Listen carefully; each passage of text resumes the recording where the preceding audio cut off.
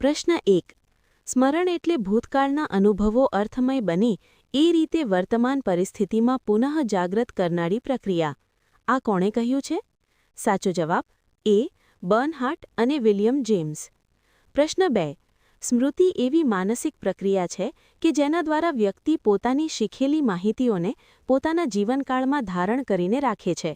આ કોની વ્યાખ્યા છે? સાચો જવાબ બી. લેકમેન અને બટરફિલ્ડ. પ્રશ્ન 3. સ્મૃતિની પ્રક્રિયાના મુખ્ય કેટલા તબક્કાઓ છે? સાચો જવાબ બી. 3. પ્રશ્ન 4. સ્મરણની પ્રક્રિયાનો સૌથી પ્રથમ તબક્કો કયો છે? સાચો જવાબ સી. સંકેતાંકન. પ્રશ્ન 5.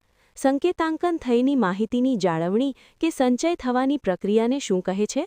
સાચો જવાબ બી. સંગ્રહ. પ્રશ્ન 6. સંગ્રહની પ્રક્રિયામાં મગજમાં થતા ભૌતિક ફેરફારને કયા નામે ઓળખવામાં આવે છે? સાચો જવાબ એ. ઘનીકરણ, કન્સોલિડેશન. પ્રશ્ન 7. સ્મૃતિરૂપે સંગ્રહિત થયેલી માહિતીને પુનઃચેતન સપાટી પર લાવવાની પ્રક્રિયાને શું કહે છે? સાચો જવાબ સી. પુનઃપ્રાપ્તિ. પ્રશ્ન 8. પુનઃપ્રાપ્તિની પ્રક્રિયા કયા બે સ્વરૂપે થાય છે? સાચો જવાબ બી. પુનરાવહન અને પ્રત્યભિજ્ઞા. પ્રશ્ન 9. સમયના આધારે સ્મૃતિના મુખ્ય પ્રકારો કેટલા છે? સાચો જવાબ બી. 3. પ્રશ્ન 10.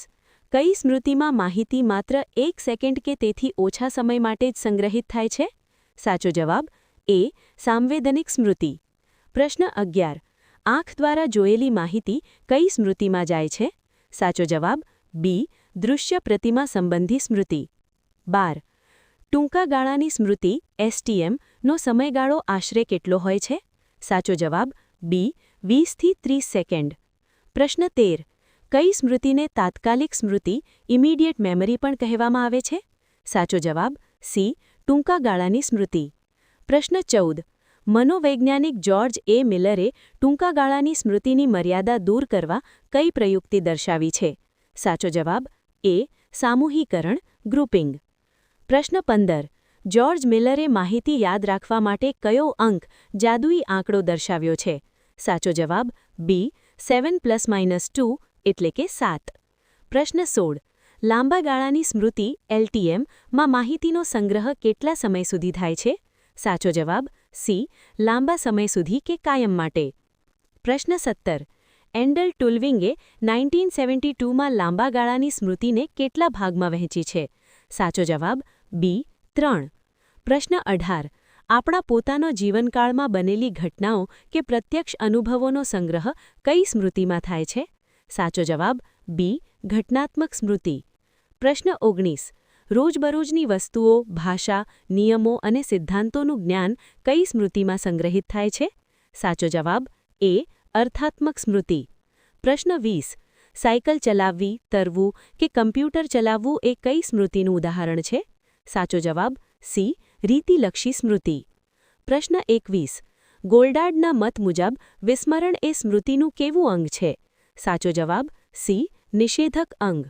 પ્રશ્ન 22. વિસ્મરણ એ એક નિષ્ક્રિય માનસિક પ્રક્રિયા છે. આવું કયા મનોવૈજ્ઞાનિકે કહ્યું છે?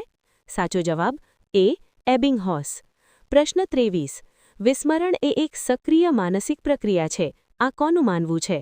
સાચો જવાબ બી. Milton, Muller, જેનકિન્સ. પ્રશ્ન 24. એબિંગહોસના પ્રયોગ મુજબ વ્યક્તિ 20 મિનિટ પછી કેટલા ટકા માહિતી ભૂલી જાય છે? સાચો જવાબ બી. 42%. પ્રશ્ન 25. એબિંગહોસના પ્રયોગ મુજબ 31 દિવસ પછી વ્યક્તિને કેટલા ટકા યાદ રહે છે? સાચો જવાબ એ. 21%. પ્રશ્ન 26. કઈ નિષ્ફળતાને કારણે જીભને ટેરવે હોવા છતાં શબ્દ યાદ આવતો નથી? સાચો જવાબ સી.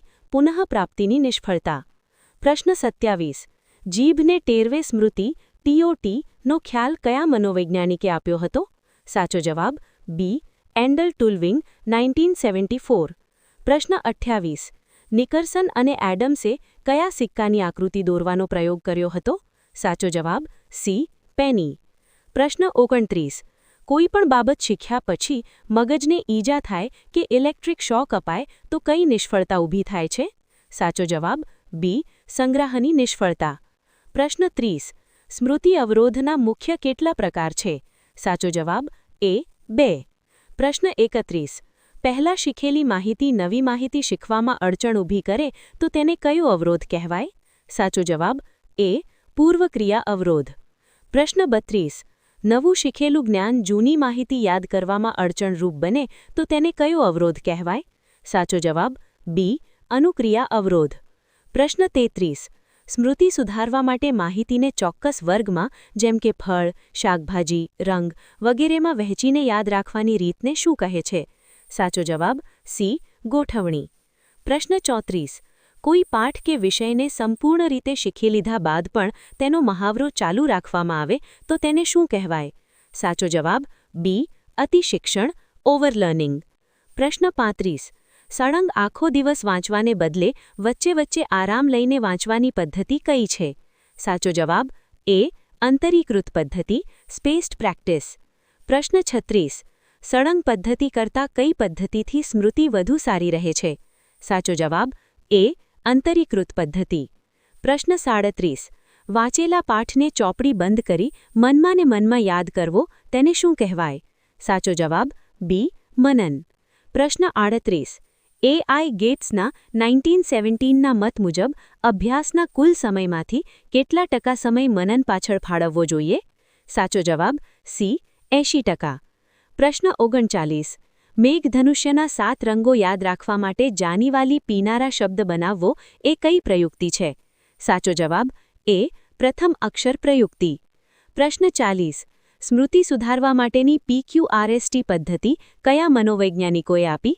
સાચો જવાબ સી. થોમસ અને રોબિન્સન 1982. પ્રશ્ન 41.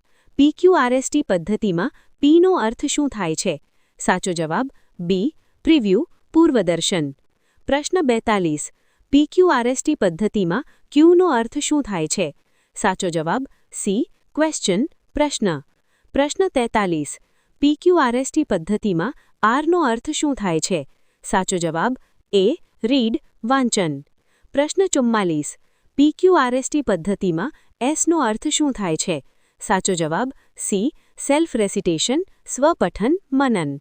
પ્રશ્ન 45. PQRST પદ્ધતિમાં ટીનો અર્થ શું થાય છે?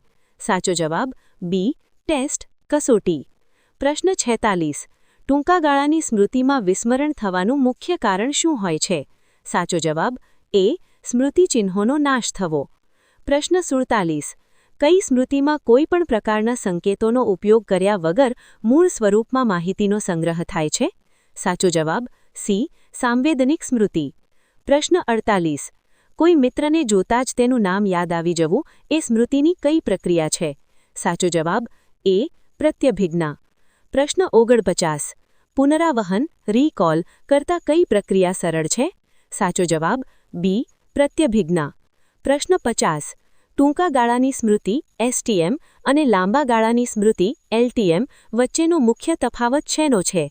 સાચો જવાબ બી. માહિતી ટકાવવાના સમયગાળા અને સંગ્રહ શક્તિનો.